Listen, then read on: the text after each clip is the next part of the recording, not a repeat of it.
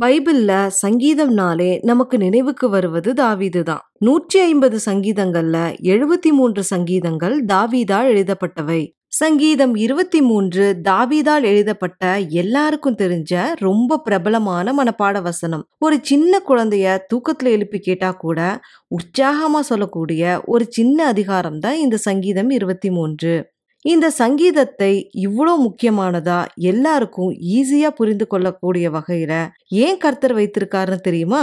இது கர்த்தருடைய பிள்ளைகள் ஒவ்வொருவருடைய வாழ்க்கையிலையும் நிறைவேற போகிற மிக முக்கியமான ஒரு தீர்க்க தரிசன சங்கீதம். இது மூல பாஷையாகிய எபிரேய மொழியில் எழுதப்பட்ட சங்கீதம்.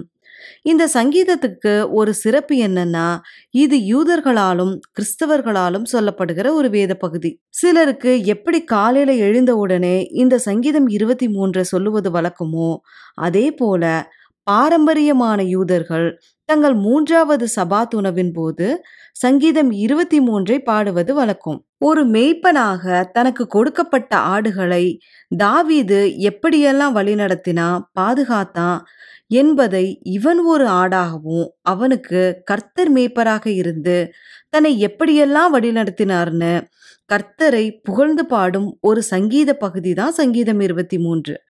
கர்த்தரை தெய்வமாக கொண்ட எல்லா மனுஷருடைய வாழ்க்கையிலும் தினம்தோறும் வருடம் முழுவதும் ஏன் ஜீவனுள்ள வரை மட்டுமல்ல அதற்கு பிறகும் நிறைவேற போகிற ஒரு தீர்க்க தரிசன அதிகாரம் தான் சங்கீதம் 23.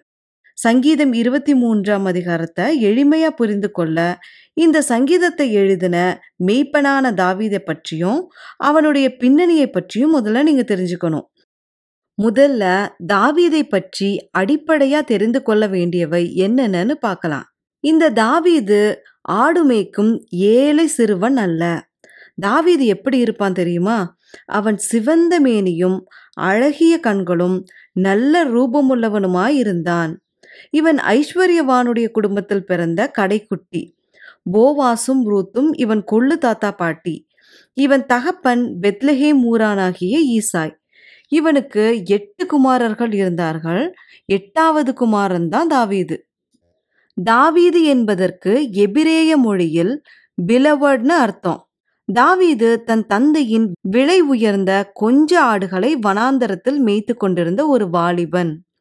இவனுடைய ஹாபி சுரமண்டலம் வாசிக்கிறது. தனக்கு கொடுக்கப்பட்ட இந்த வேலைய உண்மையும் உத்தமமா செஞ்சான். தன் தந்தையின் ஆடுகளை கண்ணும் கருத்துமாக பார்த்து கொண்டான்.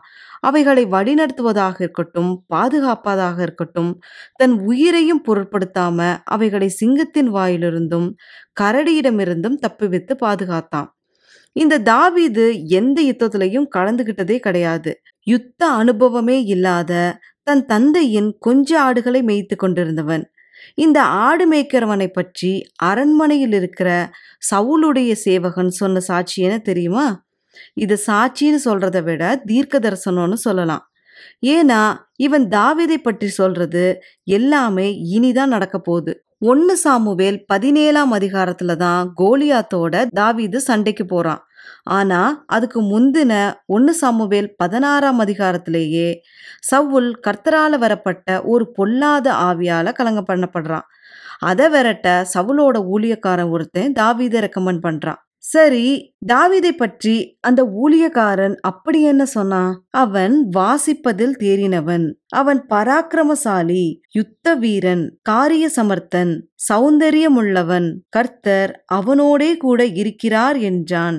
தாவீதை பார்த்து, தாவீதே, ஒரு ஆடு மேய்க்கிறவனால எப்படி இப்படி ஒரு நாட்டின் ராஜா அவருடைய படை வீரர்களால செய்ய முடியாத காரியத்தை இவ்வளோ தைரியமா செய்ய முடிஞ்சது? எதை வச்சு இப்படிலாம் பண்ற? இவ்வளோ தைரியம் உனக்கு எங்கிருந்து வந்ததுன்னு கேட்டா, தாவீது தான் எழுதின சங்கீதம் 23ஆம் அதிகாரத்தின் முதல் வசனத்தை தான் சொல்லுவான். கர்த்தர் என் மேய்ப்பராய் இருக்கிறார், நான் தாழ்ச்சி அடையேன். அது எப்படின்னு எங்களுக்கு கொஞ்சம் புரியுற மாதிரி சொல்லுங்கன்னு கேட்டா, தாவீது 1 சாமுவேல் 17ஆம் அதிகாரத்துல நடந்த இந்த சம்பவத்தை தான் சொல்லுவான். அடுத்த காணொளியில தாவீதுக்கும் கோலியாத்துக்கும் இடையில நடந்த யுத்தத்தை பற்றிய ஆழமான சத்தியங்களை பார்க்க போறோம். அடுத்த காணொளியில உங்களை சந்திக்கிறேன். அதுவரை எங்களோடு இணைந்திருங்கள். இது தேவராஜ்யத்தின் சுவிசேஷம்.